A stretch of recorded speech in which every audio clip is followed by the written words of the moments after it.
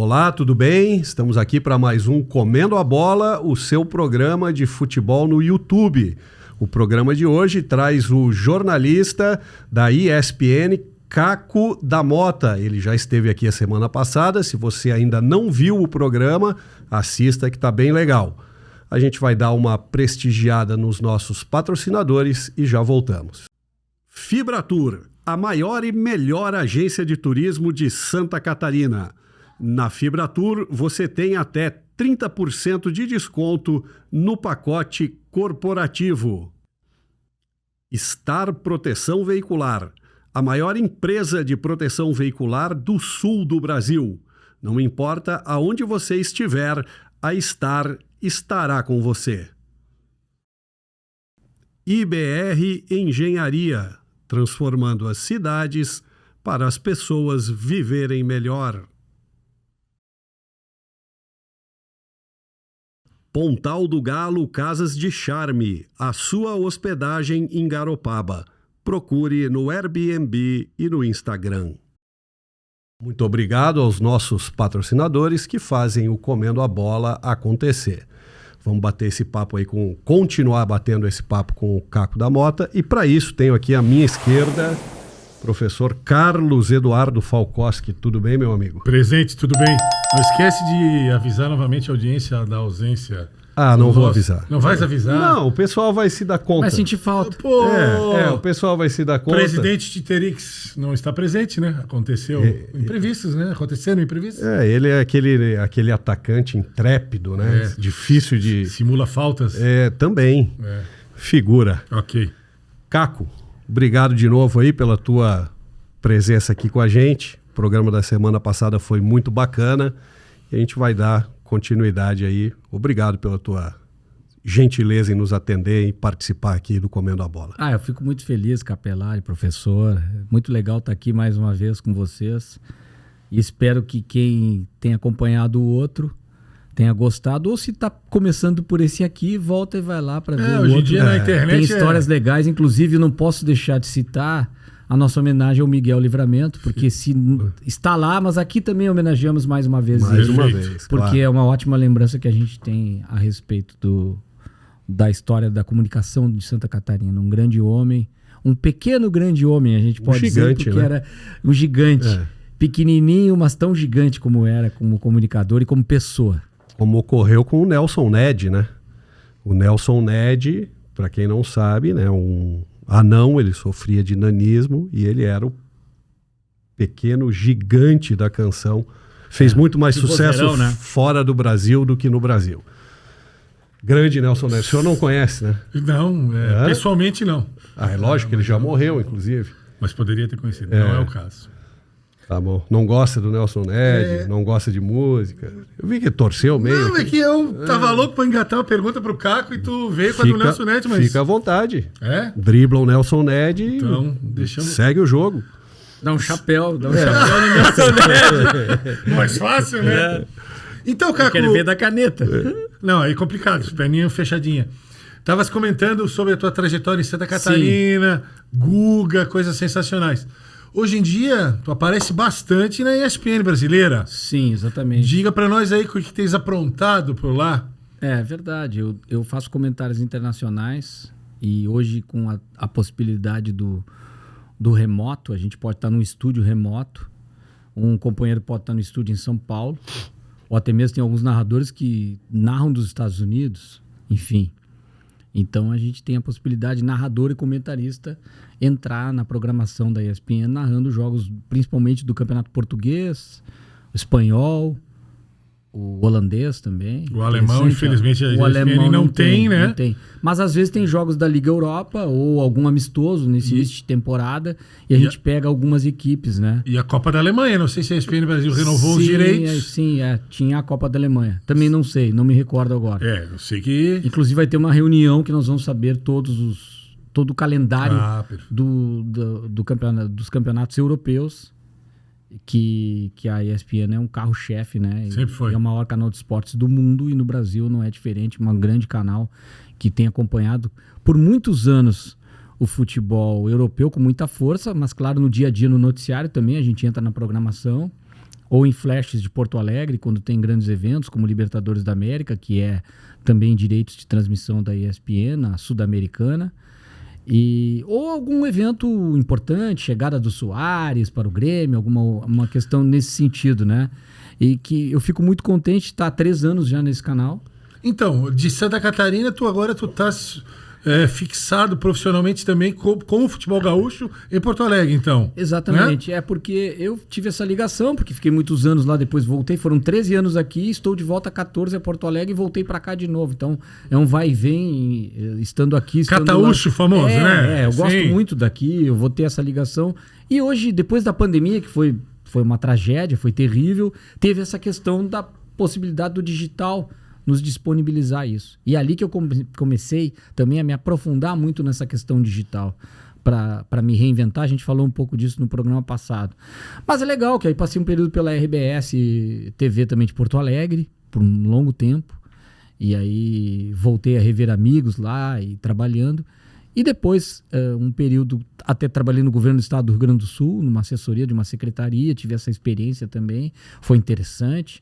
Em um período de pandemia, então eu peguei uma secretaria que ela se reunia com todas as prefeituras e passei por isso. E aí não ficava tanto em microfone, mas uma questão de comunicação, não bem uma assessoria, mas uma coordenação de uma comunicação que foi muito legal. E aí veio a oportunidade de começar a participar da programação em alguns programas, gostaram, fui fazendo mais, até que veio a possibilidade de contrato, renovei meu contrato agora há pouco por mais uma temporada. Isso é legal, a gente se sente um jogador, né? Vestindo a camisa, né? E aí tive a oportunidade também de conhecer o ano passado os estúdios, participei da programação com os colegas, são pessoas fantásticas. Eu tive essa experiência também na Globo em 2000, que eu fiquei um período, um mês trabalhando na Globo, como um intercâmbio da RBS, mas tu vira um funcionário da Globo naquele período, então eu estive lá e por muitos anos no Sport TV. Então eu digo assim, mas eu tô realizando um sonho. Legal. Porque eu lembro que quando eu era jovem, eu tinha como referência, claro, a Globo, com tudo como programação de TV e jornalismo e esporte também. Sempre tive como referência. Gostaria muito de ter aquilo. Mas o canal de esportes que eu tinha aquilo, as vinhetas, até mesmo a ESPN americana, e eu trabalhei com o Neostrovski, que foi comentarista da ESPN ainda quando se morava em Nova York, e sim, fazia o que eu faço hoje, não tinha como fazer remoto, eles tinham que morar no escritório de Nova York e narrar os jogos de basquete. Por isso que ele tem entrevista com o Magic Johnson, é um cara também de Porto Alegre, e que foi comentarista da TV Com, e eu conheci ele lá. E na ESPN eu tinha essa TV como referência, assim, sempre como, nossa, como eu gostaria de trabalhar num canal como esse. E foi uma coisa, assim, que com alguns contatos, amigos que tenho, enfim, fui fazendo, a gente tem um networking, teve a oportunidade. Que legal. E eu hoje tô lá muito feliz fazendo isso. E acredito que posso fazer muito mais coisas assim ao longo do tempo e aprendendo demais com o futebol internacional, porque é uma virada de chave. O professor aqui é um especialista em futebol alemão. Sem dúvida. Eu acompanho bastante futebol internacional, mas eu sempre fui numa hierarquia muito mais especialista do futebol pela ordem dupla Grenal, futebol nacional, futebol sul-americano e futebol internacional. E claro, em algumas coisas pontuais. Como todo jornalista esportivo de futebol tem obrigação Seleção brasileira, por exemplo. De saber os principais clubes hoje, o Manchester City, o Barcelona, o Real Madrid. Mas essas coisas mais específicas de campeonato, claro que aí tu desenvolve uma técnica que eu estudo pelo menos para cada jogo, de 4 a 5 horas para fazer um jogo. Eu faço um jogo que dura 2 horas, mas eu estudo 4, 5 horas antes. O pessoal acha que é moleza, que é só chegar e abrir a boca. Vai pegar o jogo do Penafiel e Faro. Porque tem pronúncias. Claro. Tem jogadores estrangeiros, tem a trajetória do jogador, ele foi recém-contratado, qual é a função tática que ele faz.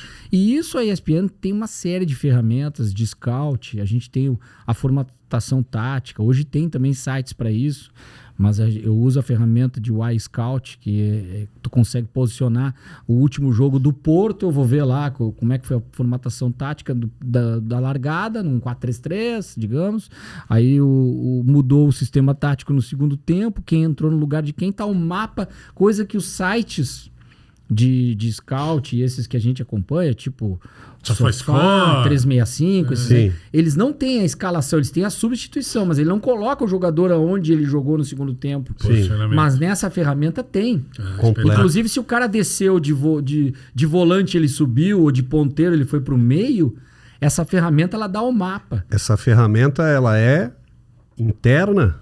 Não, ela é uma ferramenta disponível para quem paga assinatura. Mas a gente tem essa o Y-Scout, para quem se interessar. Dá para pagar, não é tão caro assim também. Claro. Quem quiser pagar uma mensalidade, tem acesso a isso. Quem quer estudar futebol e tem esse acesso. Então tu consegue... E tu clica naquele botãozinho na figurinha do jogador que está ali em campo, abre também ele. Aí se eu quero os melhores momentos dele... Por exemplo, agora vai fazer uma análise do Ener Valencia, chegando ao Internacional. Eu vou lá na ferramenta, coloco o nome dele, eu boto os melhores momentos dele, dá todo o alinhamento de jogos. Eu vejo todos os jogos dele da Turquia, todos os gols em melhores momentos. Quando eu estou no final de semana, então, é para que as pessoas entendam o que o jornalista esportivo tem que fazer nesse momento. Não tem como assistir todos os jogos. Se eu estou, por exemplo, fazendo também, como eu faço pro Bola de Prata, as análises dos jogos para pontuação de alguns jogos, o que acontece? Eu estou escalado para fazer aquele jogo, mas no mesmo horário tem um jogo do Corinthians contra o Flamengo importantíssimo. Eu não vou conseguir ver. Eu vejo o compacto, eu vejo a formatação tática, eu leio o noticiário, eu me informo para estar atualizado do que está acontecendo. Agora, se for me perguntar tudo, a gente não está com tudo na ponta da língua. O importante é quando tu entra num programa, tu sabe que aquele programa vai ter um roteiro. O que vai ter? Se não vai ter futebol internacional, não vou me preocupar com o jogo de ontem do Benfica, por exemplo. Sim. Não tem que estar tão atualizado com isso. Claro que é importante saber, mas eu vou me preocupar muito mais com o jogo do Flamengo, que foi ontem. Claro. Então ali é que eu vou ficar mais alinhado. Agora, o geral de tudo, tu tem que ter uma noção. Sem dúvida. Como o comentarista político sabe do que está acontecendo no país, mas o que está acontecendo na guerra da Ucrânia pode refletir numa questão de mercado, enfim. Então agora mexe com a cabeça, viu, Capelari? O interessante que eu fico pensando aqui é o seguinte, porque o futebol ele é o que é, porque ele tem o imponderável, né?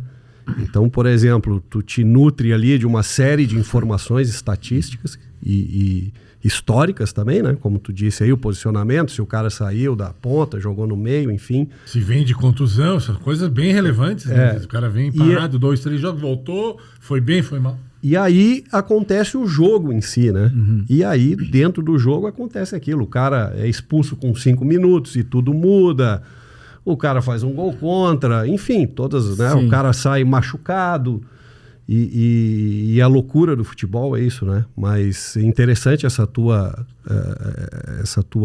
visão que tu tá compartilhando com a gente, né?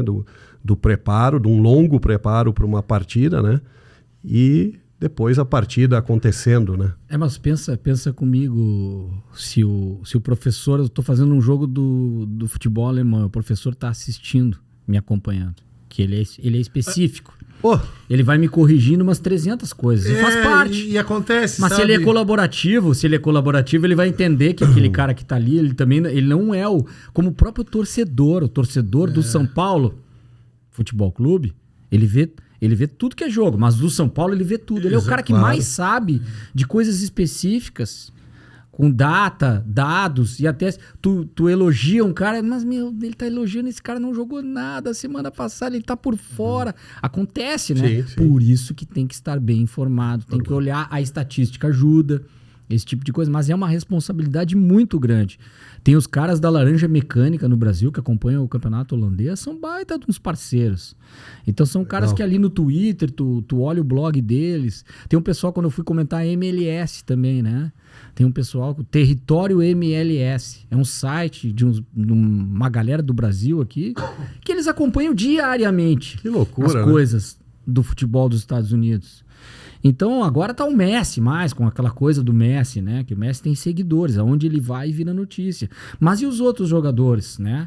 Os outros que estão ali a colar, as jogadas, os clubes, o que tá acontecendo, essa questão do mercado. Agora é legal a relação que tem. É um gancho, né? Desculpa, queria pegar Claro, imagina, eu tô falando demais aí, eu quero ser perguntado mesmo. É o gancho. Uma coisa que eu tenho refletido há algum tempo, e já dividi isso com o professor e com o presidente, que, por exemplo, pegando como base o caso do Suárez, algo que tu conhece de perto, né? O Suárez é maior do que o Grêmio. Entenda o que eu estou falando aqui, tem todo o meu respeito ao Grêmio, né? Mas assim, dentro dessa nova conjuntura do futebol. Do contexto da mídia, do público. O Suárez atual. tem quantos milhões de seguidores? Com certeza, né? Muito mais do que torcedores do Grêmio.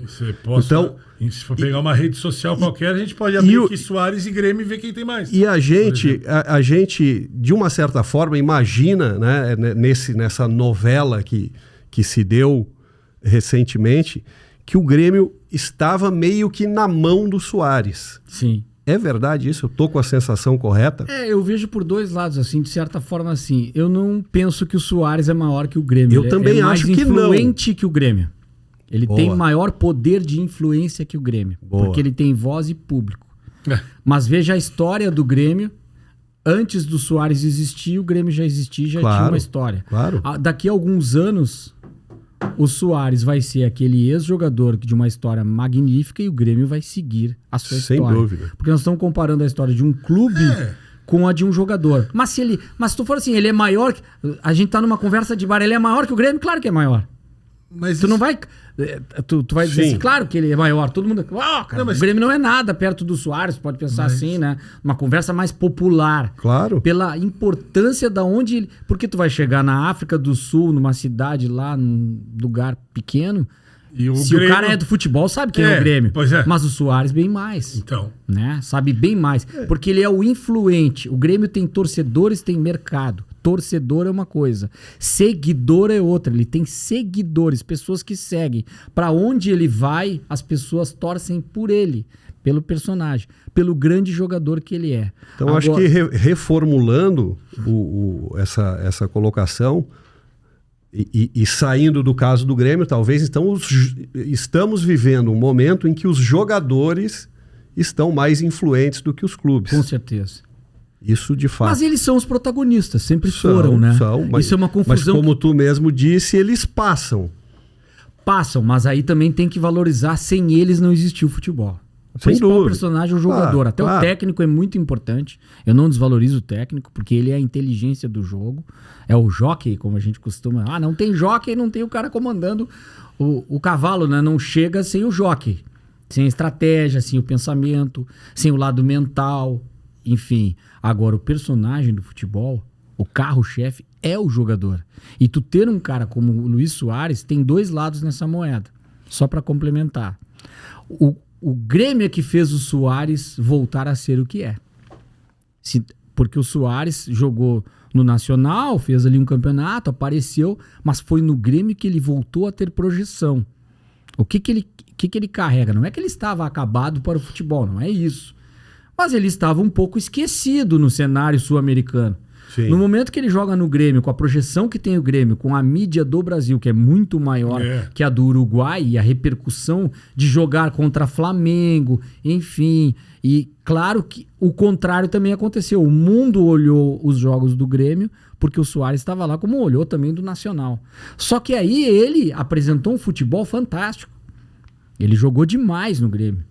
Agora, num período, não está tão bem assim por essa instabilidade da saída ou não saída. Mas acredito que os dois ganharam com isso. O Grêmio chegou a 100 mil sócios por causa do Suárez. Claro.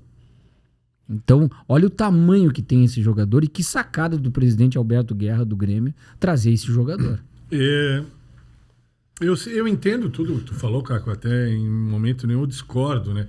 Mas o futebol, ele é e sempre será um esporte coletivo. Quer dizer, a beleza do jogo tem os protagonistas, sempre terão. A gente consegue nitidamente citar jogadores que serão lembrados eternamente. Pelé, Beckenbauer, Maradona, Messi, Suárez, por que não, né? Claro que o meu perfil de acompanhar, digamos assim, de aficionado pelo futebol é um perfil um pouco diferente da grande maioria, né? Eu vejo a beleza do futebol como coletivo. Sim. Talvez até aí exista uma certa lógica de entender por que eu gosto tanto do futebol alemão, que é um exemplo de como se trata o futebol, da coletividade, né? Da cooperação. Aí alguém pode dizer, mas o futebol alemão também tem milhares de jogadores famosos. Sim, vai continuar tendo. No momento agora também ruim, né? A produção das seleções, inclusive a feminina e a masculina alemã, estão ruins. Mas o futebol alemão, ele é assim. Eu acho que o futebol é assim. Suárez no Grêmio. Realmente, o cara fez a diferença, fez e está fazendo, né? Quando ele não joga, a gente vê que o time do Grêmio não desempenha da mesma forma.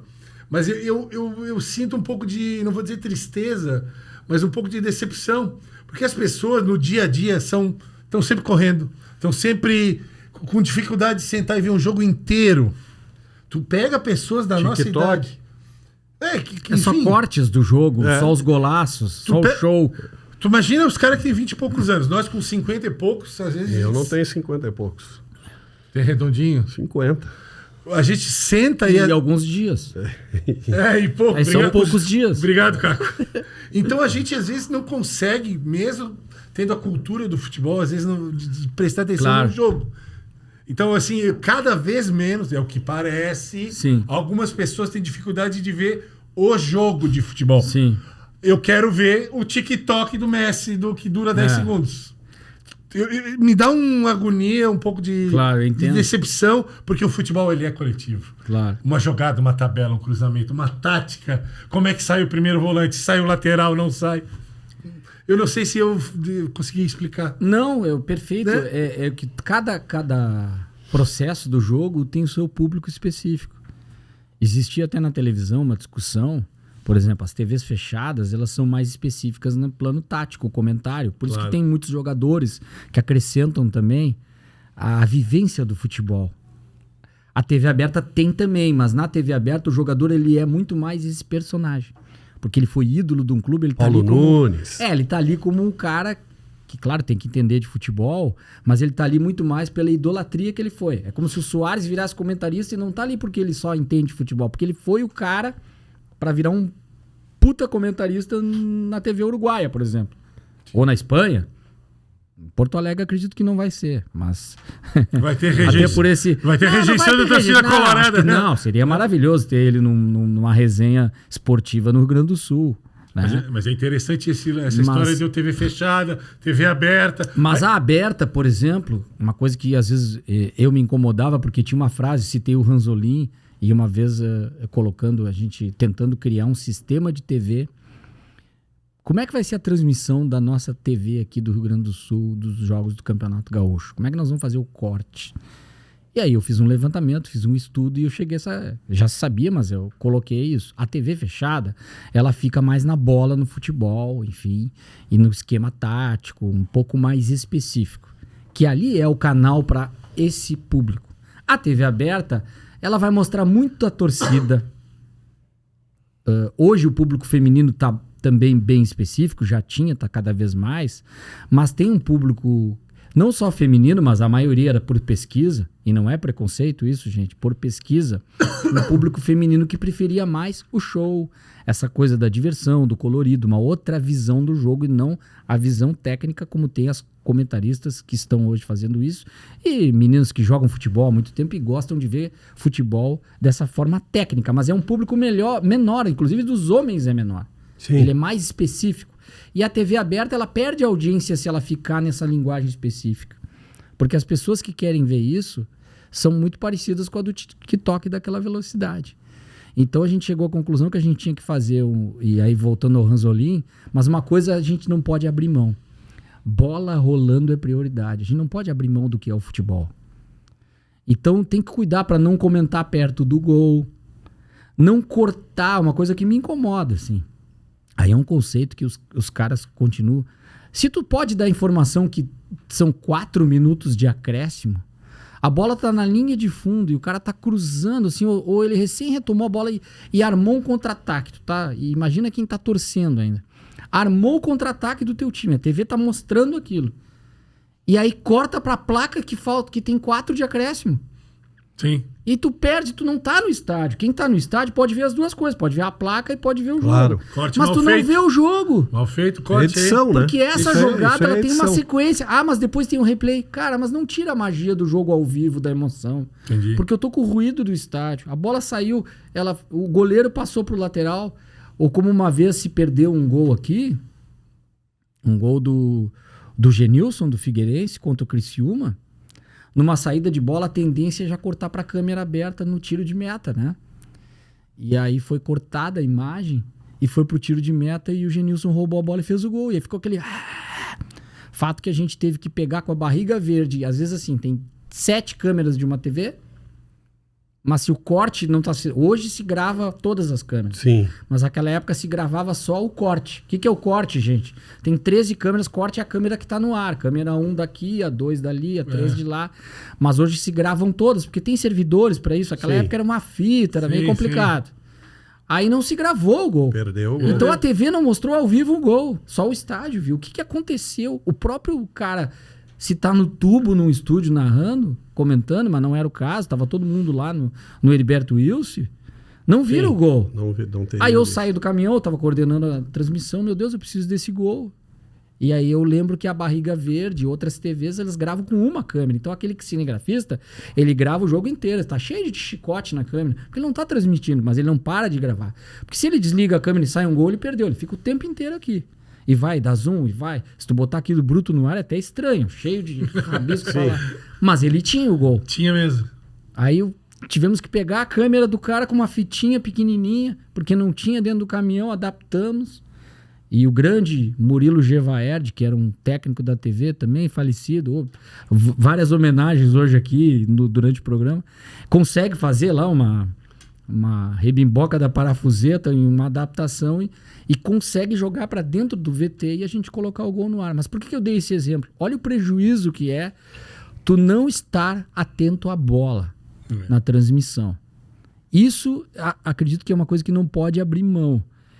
E aí depois no comentário a gente vai discutir. Tem o comentarista que é mais futebolês, digamos assim, que é tatiquês, que fica muito atrelado à tática, enfim.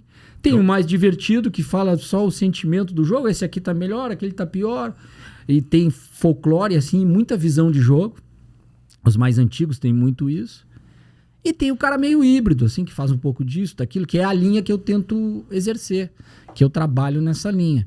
De tentar exercer um comentário que tu tem que entender de tática, enxergar o jogo, ver os 4 aspectos principais, que é a tática, a técnica de jogo de cada um, que é a habilidade, né, que pode ser treinada ou ela é nata, como um Ronaldinho Gaúcho, Messi, esse pessoal, a questão mental, né, e física. A mais difícil talvez seja a mental, porque tem muita coisa de vestiário que às vezes a gente não sabe. Deu uma discussão no vestiário, entram pro campo, por que aquele cara não tá jogando? Tem alguma coisa errada ali. O grupo pode... Olha o caso recente agora do Pedro, com essa questão toda de ter tomado soco, com a relação dele com o Sampaoli, como é que vai ficar isso? O Pedro insatisfeito, como é que o grupo reage? No momento em que aspectos. nós estamos gravando, a gente realmente não sabe. Quando for ao ar... Passaram alguns dias. E o mental tem cada pessoa reage de uma maneira, né? Então, cada situação, às vezes o cara pode estar tenso, o outro pode estar bem relaxado, jogando no mesmo time, né? Assim, tem um aspecto, eu não vou dizer subjetivo, né? Mas não é mais difícil da gente entender, né? Mas esse torcedor de hoje, essa molecada dos 14, 15... eu tenho aqui uma teoria assim, né, de que o futebol ele se passa de pai para filhos, filhas, né? Uhum. Eu acho que assim a grande parte no meu caso pelo menos isso é claro e eu sei que é. Sim. Porque assim, se tu tem um pai que não gosta de futebol, o futebol já não está presente como está naquela casa Então essa questão da cultura e tal, isso tudo vai se passando. Essa molecada nova, enquanto tá rolando o jogo, o cara tá vendo videozinho no Instagram, então ele olha para lá, olha para cá e tal, ou seja, ele não prende atenção no jogo, né? Sim. Com o passar do tempo, eu imagino, o cara vai crescendo e tal, vai aumentando o interesse. Como é que é esse desafio para vocês? Vocês interpretam isso como um desafio? Eu acredito que sim, porque o público que assiste é aquele que gosta. Porque a gente não tá com o que não gosta, né? A gente está sendo assistido e acompanhado por aquele que gosta. Mas eu entendi a tua colocação, Capelari. Mas mesmo esse que gosta, ele está distraído. Mas todos nós estamos também em duas frentes. Por muito tempo estudando esses processos digitais, se falava que isso aqui era a segunda tela. Para mim não é a segunda tela. Essa aqui é a primeira tela, porque ela é a minha. Aqui eu tenho tudo que eu gosto, que eu quero, da maneira que eu posso, que eu me comunico. A segunda tela, digamos, a gente está olhando ali, é a outra da TV, que é a tela grande. E com a chegada das Smart TVs e os aplicativos, eu vou jogar tudo que eu quero ali, eu tenho uma TV só para mim, do meu jeito. Então é essa linguagem que a gente tem que entender para captar essas pessoas. O que eu vejo do futebol, que talvez eu não acompanhe, porque eu não tenho... A minha filha já cresceu muito, mas ela viveu isso.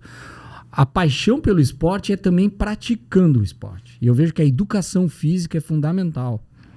Incentivar a prática dos esportes coletivos e até outros, dependendo da cidade. Eu lembro que aqui tinha uma cidade de Timbó, que era a cidade dos marchadores atléticos. Ela era conhecida por isso. Outras têm onda, tem surf, enfim. É incentivar a prática, porque daí...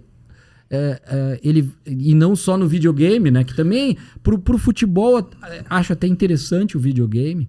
Não de uma maneira tão exaustiva, mas os garotos e meninas que jogam o PlayStation, esses jogos, eles sabem decorar nome de jogadores, porque eles escalam os times, e isso é muito parecido. Como é que eu sei o mapa do mundo hoje? Porque eu joguei o War, né? Como é que eu sei também o mapa de várias capitais do país? Também por causa do futebol. Às vezes a gente conhece cidades... Meu caso. Às vezes a gente conhece cidades... Meu caso. Do Brasil, que outras pessoas... Mas como é que tu sabe essa cidade? Porque lá tem um time que jogou a Copa do Brasil. Perfeito. Que jogou a Série C contra o Avaí, contra o Figueirense. Eu não sabia quem era, mas um dia eles enfrentaram. Eu guardei aquilo. Perfeito. Né? Sem então dúvida. tu sabe a capital, no mundo é isso. O esporte é a disciplina educativa mais multidisciplinar do que todas as outras. Porque o esporte, ele é matemática, quando tu tem o placar, ele é física na velocidade da bola, ele é história e geografia, tudo isso que eu estou falando. Ele é mobilidade, Cultura, ele é inovação, tradição, ele é cultura, ele é tudo, como a própria cultura é assim. Se tu for para a música pode cantar várias coisas do mundo. Então, a arte e o esporte, mas como a gente está falando do futebol e o esporte como um todo, ele é o processo educativo mais atrativo e atraente para o desenvolvimento das pessoas e assimilação de conhecimento. Até corroborando, Caco, com o que tu falasse, nas redes sociais ali, no meu perfil do pessoal que gosta de futebol alemão, tem alguns que dá para perceber, eu nunca cheguei e perguntei pro cara, não mandei uma mensagem, mas dá para perceber que os caras são jogadores de videogame. Então a abordagem de jogadores antigos, nem pela idade, os guris mais novos, como é que os caras dominam esse período? E eles vão citando jogadores de fases em que eu concluo, né? Não vou citar nomes aqui, uma vez eu até citei aqui os meus seguidores, né? Sim. Do futebol alemão. Mochimeira. Não, Morishima. Morishima, né, desculpa. Vou lembrar. lembrar. Acertar o nome do rapaz. Você não lembrava? Morishima acompanha o campeonato japonês, pela descendência também, sim. Legal. Nome diz tudo, né? Mas ele acompanha muito o alemão, então ele... Um dia ainda vou trocar ideias melhores contigo, Morishima. Mas enfim, dá pra ver que a gurizada veio do game, e o Morishima é um. Eu já percebi. É uma enciclopédia interessante que facilita, de certa forma, a escalação. Daí já tem uma colocação tática, eles desenham. Eles podem até, se quiser botar no gol o Messi, tu põe. Tu faz o que tu quiser, né? Mas é interessante, é bacana porque é um desafio, né? Tentar atrair essa distração, mas que todos os outros têm também. Porque ao mesmo tempo que eu tô vendo futebol, tô concorrendo com qualquer música que eu possa ouvir num aplicativo, qualquer filme que eu possa ver em qualquer tempo. Mas uma outra coisa que o futebol e os esportes, ou um evento esportivo, musical tem, é que naquele tempo em que ele está acontecendo, ele é diferente do filme e da novela. O filme e a novela eu posso ver depois, a emoção vai ser a mesma. Verdade. O jogo, naquele momento em que ele está acontecendo, é ali. Claro. Uma final de Champions League, eu posso ver depois. Mas não tem a mesma não graça. Conta pra mim como é que foi. Perfeito. Talvez a única maneira, não me conta como é que foi. Não, eu gravei e vou ver depois, né? Então não me conta porque eu quero sentir. Nossa, o delay já. O delay já, de segundos já dá meio que uma, né? O cara, porra... O cara vem um streaming de delay de 1 minuto, 2, às vezes, é complicado. O teu vizinho tá gritando lá e tu... eu tenho... Putz, isso aí é complicado. É complicado. Né, eu tenho uma... Como eu tenho a questão de poder gravar jogos, eu tenho um sistema de streaming, né? Mas ele é muito atrasado ainda, por mais. Então, o que eu faço? Eu comprei um fone que eu ponho pra ouvir sem fio, mas dependendo do jogo eu ponho ele, mas na verdade para tapar o áudio dos vizinhos. Isso. Porque senão, e aumento bem o volume da TV, senão eu perco a emoção do... Claro, eu não tenho vizinhos, mas eu tenho delay. Na Copa do Mundo tu não consegue fugir disso. Um gol do Brasil antes... Tu tem que... e treme, treme o chão, claro, né? Claro. Tem que descobrir qual é o canal, o streaming que tá passando com mais cedo. Nunca tem. Nunca dá, porque não uma operadora é do jeito. A própria TV tem 1 a 2 segundos do estádio até a emissora, e da emissora para repetidora. E aí vai ainda, geralmente, todo mundo tem uma TV cabo com fibra ótica, tu perde uns 2 segundos, mas tem uns agora que tá dando 8, 13 segundos. Complica, isso num jogo é muita coisa, né? Muita coisa. Tem uma coisa que me incomoda muito, são aqueles chats ao vivo ali. Às vezes tu tá com o jogo rolando ao vivo e tem 350 mil pessoas ali escrevendo. Eu falo, cara, se tu tá vendo um jogo de futebol, tudo bem. Mas, porra, tu não quer prestar atenção, tu quer ficar zoando, porque aí tu lê, uma vez eu... perdi um tempo lendo ali. Ctrl-C, Ctrl-V, tá cheio. É zoação, é palhaçadinha, não tem nada, não agrega nada, assim, na minha visão, muito de apreciador do futebol. Esse é um público... Mas é o que gera o engajamento, né? A gente também não gosta. Mas é o que gera o engajamento. É que eu digo, tem público pra tudo. Aquele pessoal quer conversar entre si ali. Quer ficar o futebol ali. É um pretexto pra bater papo, não é isso? Mais ou menos isso? Quer ficar debatendo rápido, fazer corneta, aí já tem aquelas coloridinhas, tudo pronto, e vai colando aquilo 20 vezes, 100 loucura, vezes, né? Pra que alguém cite também ele no ar. Tem cara que paga o canal do YouTube, tem o Superchat. O Superchat, o cara paga pra ser citado, pra aparecer. E é legal isso, porque para nós, eu estava falando no outro programa do mercado do jornalista, né? São situações que tu pode, de uma forma independente, se reinventar com ferramentas, enfim, para ter uma rentabilidade, buscar patrocínios, buscar outras formas de se reinventar como jornalista também. O Comendo a Bola, em breve, vai lançar a sua versão ao vivo. Creio que é às segundas-feiras. Não recebi o memorando. Recebeu, mas não leu. E é um desafio, né? É um desafio. Nós temos também o nosso... Quando tu tem uma bandeira de uma emissora, uma fachada de... Tu já pega um pouco da audiência, o público daquilo. E aí a gente percebe que, claro, é uma coisa que eu sinto muita falta. Não por carência, por nada, por querer ter público simplesmente por vaidade, por nada, apesar de gostar de ter... Eu gosto do público de ser visto, quando ouvido, elogia. Claro. Quem é que não gosta, né? Elogio a gente agradece.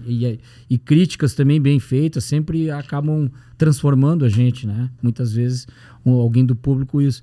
Mas aquele período, por exemplo, que eu passei com o Guga viajando, eu fico pensando, nossa, cara, se eu tivesse smartphone, a máquina, quantos vídeos eu teria feito na hora de coisas que eu vi. Exato. E eu não tinha como fazer, até com a câmera, tu tava com uma câmera lá, mas até guardar isso hoje tá num chip, na hora eu teria colocado num stories, enfim. E quantos seguidores teria naquele período, podendo aproveitar aquilo para poder compartilhar com as pessoas, né? Mas se precisar viralizar com servidores escandalizando, gritando, chamando atenção, isso eu nunca vou fazer. Claro. Eu não abro mão do meu princípio de jornalista. Eu prefiro ter 4 mil, 5 mil, que tenho 6 mil, 10 mil ali, mas são pessoas que seguem porque gostam da maneira que eu coloco as coisas ali e sem aquela fama. Eu acho... Que aí tu vai ter muito mais esses torcedores que só ofendem. Assim, Ali é mais construtivo. Então é legal isso, porque tem o nano influenciador, que chama, né? Que eu não me considero influenciador, eu considero Não, é o Nelson Ned comunicador. Então é interessante Nano. isso. Mas Entendi. Entendeu? Eu achei que tu não tivesse entendido, não, é que eu cara. não quis Mas o interromper Linha de cara. 4, por exemplo, é um desafio Pode grande. citar o Nós Linha de temos 4, por favor. grandes jornalistas, o Alexandre Oliveira, o Bob Faria, o Fernando Saraiva, Sim. caras que trabalharam durante anos na Globo Nacional, Sim. tem já seus seguidores, enfim. Mas uma coisa é tu fazer dentro de um canal aberto e outra coisa é dentro de um canal do YouTube. Mas é algo que tu vê que vai crescendo aos poucos e vai construindo. É muito sólido o crescimento, é tijolo no tijolo, né? Tijolo por tijolo num desenho mágico, como diria Chico Buarque. Então é interessante, é um desafio bem legal, a gente se reinventa e tem que ter coragem em seguir nesse caminho. Por isso que eu valorizo espaços como esse aqui, pessoas que estão batalhando. E legal que é uma linguagem mais específica mesmo. A gente tem essa profundidade que aquela velocidade dos comentários ali não acrescentam nada nesse sentido. Nesse né? sentido, Mas não. tem mercado para público, para tudo. Eu não Tem, critico, tem. não condeno. Claro. As pessoas gostam. Eu entendo que hoje em dia tem essas divisões, né? Mas existe uma frase que é, sei lá, tão antiga aí, que é quantidade não é qualidade, né? Então, se eu ficar, ou nós aqui do Comendo a Bola, a gente ficar assustado com números, porque a fulana que só dá bom dia lá tem 500 milhões de seguidores e nós não chegamos nem à metade, dá um certo desânimo, não pode ser assim. Né? Não, Assim, não. Em certos casos, o cara ter menos é melhor.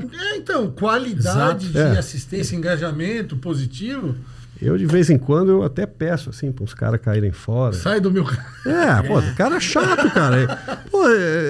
Eu não quero estar com um cara chato. Assim como o cara tá assistindo agora ali, olhou e falou, porra, esse Capelar é chato pra caralho. Citou o Cara, Nelson ele Ned pela segunda vez no programa. O cara tá pensando lá, Capelar. Mas o Nelson Ned, talvez ele não saiba quem é o Nelson Ned. Mas enfim, o cara... Vai pesquisar, né? vai sair ouvir uma fora e tal. música. Mas eu sei que nós ganhamos alguns seguidores por causa da Gretchen. Ah, pois então. Então tu respeita, né? Essa De vez em quando o diversidade. Capelar ele tem uma queda... Não tem uma queda. Ele cita a Gretchen, A- é uma a- musa, né? A Gretchen Eu é a respeito. musa da minha vida. Eu já tenho que escutar Então, isso aí. é isso, várias pô. vezes. O Caco deve estar pensando, Não, onde é que eu fui me meter, né, Caco? Não, mas há uns anos atrás a garotada era a grande inspiração exato. Perfeito. da Não gurizada. vamos entrar em detalhes, ou não. Mas Quem é a musa da tua vida? É minha falecida mãe. Não, cara, falando mulher, porra. Ah, desculpa. Que troço chato, pô. Fala aí, quem é a mulher? Aquele teu ideia. Vai variando. gostava. de fase. Não. Hã? No momento é namorada, né? Certo? Cara, quando tu era jovem, adolescente. então a pergunta não Xuxa. formulada. Ah, Não, pô. não tinha isso. Entendeu? Não Ele tinha não quer isso. assumir que era Xuxa. Ele não quer dizer quem é quem. Angélica. Tá bom. Eu queria Que estar espetáculo Queria isso estar em aí. outro lugar nesse momento aqui, mas enfim. Pega Vai o lá. táxi da Angélica e sai fora. Foge. Vai de Não, mas Uber. agora é de Uber. né? Olha o patrocínio do 99, Uber comendo a Uber. bola, para trazer os convidados, tá aí um gancho. Tudo muda. É. Mas é isso. Então, tipo, menos. O cara, porra, é Ricardo, chato. Isso, vamos, tá? Não sei o que e tal. Pá, tá valendo. Eu entendo. Se sair meia dúzia, entrar 12, sair 6 e tal. Talvez aconteça constantemente ganhos e perdas, né? Eu Isso acho que aí. faz A parte, né? vida é feita disso. né? Não precisa ser essa via congestionada. Vamos pensar numa via que não precisa de congestionamento também. Que é uma via tranquila. Isso pra de Florianópolis informação. aqui é muito bom, né? É importante, né? Nossa, como mudou, né? Pra Ah. quem estava uns 13 anos atrás aqui. Claro, eu venho todo ano, porque a minha sogra, meu sogro, minha cunhada e sobrinha moram aqui, ficaram aqui, vieram também logo em seguida que a gente veio. E estão aí, então a gente vem direto pra cá. Eu moro nas duas cidades quase que ao mesmo tempo, um pouco mais numa e sempre na outra, e nunca sei aonde vou estar mais. Sempre com o coração dividido, assim, é bem legal isso. Mas o trânsito aqui é A complicado. famosa mobilidade É difícil. Porto urbana. Alegre também, né? Dependendo do lugar. Mas é que aqui tem umas coisas assim, aquela tranqueira, né? Funis, né? Gargalos de trânsito. Mas é que fecha a cidade toda, não tem por onde sair, assim, né? Tem essa coisa de ponte, isso é complicado. Geografia e história. O Rio Grande do Sul, o desafio Porto Alegre, tem maior, ali, né? Para quem vem de Eldorado, ali a ponte do Guaíba, tem uma situação semelhante. Mas por dentro da cidade, tu dá umas escapadas por outros lados, por dentro. É interessante. Tem Sem mais o Waze, saídas, tu te vira né? em Porto Alegre. Só não pode cair num morro perigoso e coisa e tal, essas coisas. Mas isso em qualquer lugar, né? Cidade grande, né? Bem grande. Mas lá tem uns lugares assim, muitos, né? Tem que tomar cuidado, que às vezes um Uber da vida, um Waze da vida te leva pra um lugar perigoso. Há casos de fins ruins, né? Por causa desse tipo de situação. Teve aqui um caso até recente, de uns 2 anos atrás também, ali nessa região dos ingleses, enfim. Favela do Siri? Não sei, teve uma... teve um caso de alguém de fora e que... Aí foi até... Nem foi contra eles, não era nem assalto, mas confundiram com a gangue rival, aquela história. Sim, deu problema. E atiraram contra o carro. Tem que tomar cuidado. Todo lugar, todo cuidado é pouco à noite, enfim. Verdade. Mas que legal essa coisa de rever os públicos do futebol. E eu estava falando dessa coisa do Suárez, enfim, dessa pauta é muito boa. Do artista, da grande estrela do futebol. Outra coisa que eu vejo que tem uma virada no futebol brasileiro, que eu vejo na Europa muito, por exemplo, na Portugal, lá é a SAD, Sociedade Anônima Desportiva. E não é tão assim, eu não tenho o ano aqui, mas não é assim uma coisa tão... Exatamente? A SAF. A equivalência. Mas não é uma coisa assim tão de tanto tempo atrás. É uma coisa que também vem se transformando, tem esses investidores internacionais, está chegando no Brasil, e eu vejo como divisor de águas. E aí a gente vai abrir o leque assim, comparando estrelas internacionais. Mas os clubes, o tamanho dos clubes europeus e os tamanhos de alguns clubes que estão tomando no Brasil, forma, e os outros, e que, por exemplo, a realidade de Avaí, Figueirense e Criciúma, isso ficou muito ruim, ficou muito distante. E a própria dupla Grenal, se a gente encarar de uns anos para cá, estão ficando numa prateleira mais baixa, tem que tomar cuidado com isso.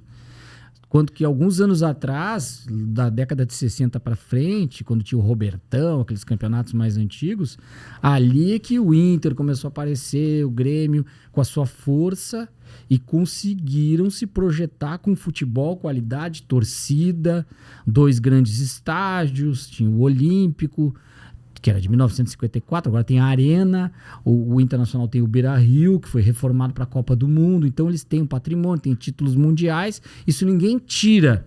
Sim. Mas eu não vejo futuro se não houver essa administração, se não for necessariamente SAF, tem que ter uma virada profissional que não é essa coisa associativa e política que hoje há muitos anos prejudica os clubes.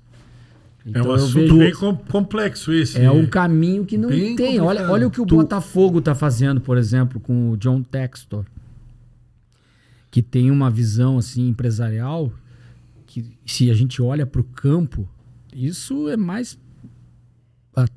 Não é bem uma teoria do que eu observo, eu não tenho comprovação disso, mas aí agora é aquele comentário do meu sentimento, do que eu vejo. Me parece que ele é um empresário muito bem sucedido em tudo que faz, em carreira esportiva, e ele tem uma estratégia diferente de um clube que parece que tem, não sei se vocês observam, assim como eu vejo, uma estratégia física e uma velocidade de jogo, pegando como referência, por mais que tenha essência do futebol brasileiro, a Premier League. É um time de muita intensidade, muita força física e muita velocidade. E com números impressionantes, né? E nos pontos corridos ele está fazendo uma diferença enorme isso. Sim. É um nível de competitividade que ele deve ter os algoritmos, vamos usar uma expressão moderna, da questão física de como tratar os jogadores, do próprio marketing com aquele fogo no estádio. Ele está cercado de uma coisa meio americanizado também, meio Disneylândia, assim, mas muito bem feito. E não necessariamente precisando, talvez o Suárez, claro que poderia jogar no Botafogo, seria um acréscimo, mas não é o perfil que eles têm buscado. Eles buscam algo mais construtivo, competitivo. Tiquinho Soares. Que há um tempo atrás estava jogando no Cerâmica de Gravataí, no Rio Grande do Sul.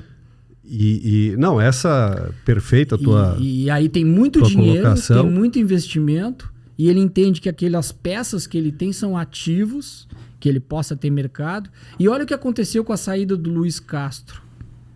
Muitas vezes quando alguém tem olha a visão do empresário, recebe uma proposta, sacanagem, vai deixar o Botafogo. Eles sentaram juntos, fizeram uma estratégia, o empresário entendeu, eu não tenho como bancar essa grana dos árabes. Tudo. E fez toda uma estratégia com o Caçapa, com o novo técnico, enfim.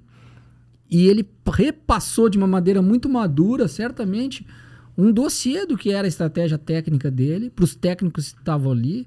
E foi uma continuidade de um processo que, para mim, é isso, é sustentabilidade no futebol. Antes a gente tinha assim, a década do Flamengo, a década do...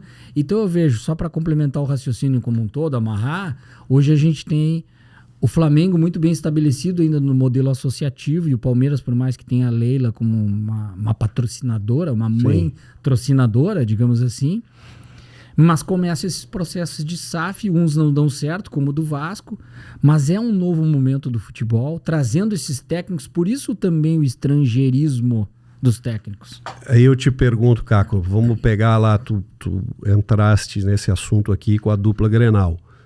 Tu acha que no caso do Grêmio, do Inter, o que faz com que eles não tenham resultados tão bons quanto Flamengo, Palmeiras, Atlético Mineiro recentemente, é ainda a gestão, ou tu acha que a questão das receitas superam essa situação?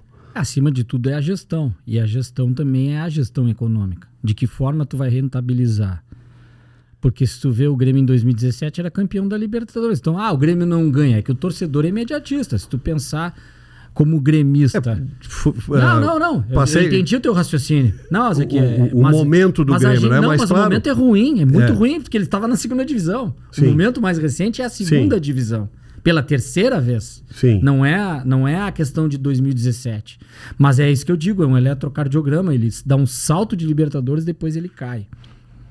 O Inter fez esse processo também tem um livro lá que muito orgulha, de Belém a Yokohama. Quando o Inter quase cai, vai a Yokohama. Mas tem de Yokohama para a Série B também. Claro. Esse livro ninguém escreveu. Esse é mais importante que o outro. Por que aconteceu aquilo, né?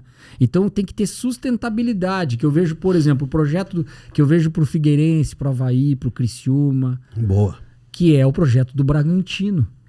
Talvez encontrar um parceiro como o RB ou Red Bull, né? Sim. Ou outra empresa, ou algo assim, e saber qual é o teu tamanho. Claro que na torcida local, isso não é fácil. Dentro da cidade, a torcida do Figueirense e Avaí vão sempre exigir que sejam de Série A, mas saber o teu tamanho, que é estar, por exemplo, por um bom tempo na Série B, construir algo assim, e quem sabe o Bragantino, todos os clubes da RB estão em primeira divisão nos seus países. Claro. Mas eles não são protagonistas na primeira divisão. Mas só o fato de estar lá é porque tem um projeto equilibrado. E o que falta para a dupla Grenal é isso. É uma administração que saiba entender também o seu tamanho hoje no mercado. Não pode olhar para a história. Eu gravei um vídeo esses dias que eu vi muito esse jogo, que passou um tempo já agora, os 2 jogos até, mas antes do primeiro jogo lá, quando o Inter enfrentou o River Plate. Sim.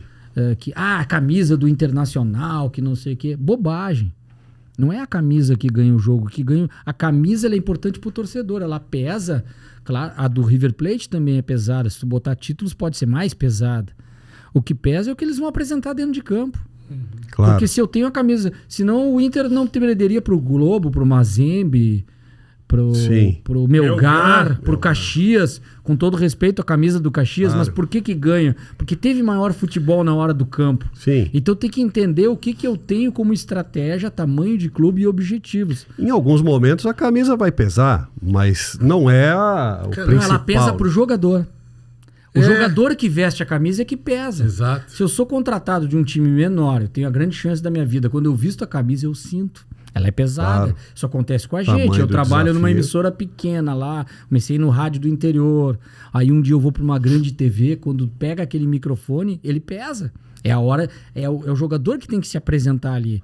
Agora, a camisa pesa em termos de respeito, claro, o clube, isso sim, o clube menor lá, que não tem tradição, quando ele vê, ele tá encarando, eu me coloco na visão do jogador, né? Do jogador. Eu entrei em campo e eu tô com aquele monte de jogador do Flamengo na minha frente, eu sou de um time do interior da Paraíba, eu tenho um respeito grande por aquilo, mas o que vai fazer a diferença é na hora da bola, porque se eu tenho qualidade de organização, o Flamengo está passando por um mau momento, essa é a magia do futebol. Eu posso eliminar ele de uma Copa do Brasil. Claro, o esse Maringá, Flamengo de hoje, impossível. O Maringá fez mas isso é o que esse o ano, Inter né? teve Ganhou. com o Lobo, por exemplo. Sim. Não, a camisa não pesa naquela hora. O que importa, ela pesou durante 5 minutos. Na hora que a bola rolou, esses caras são migué, estão jogando muito ruim, vamos passar em cima desses caras. É um aspecto mental. O cara de entrar, ver 50 mil, eu tô com a camisa do Batatinha Futebol Clube e ali tá o Grêmio, o Inter, o Flamengo. Aí aumenta o cara.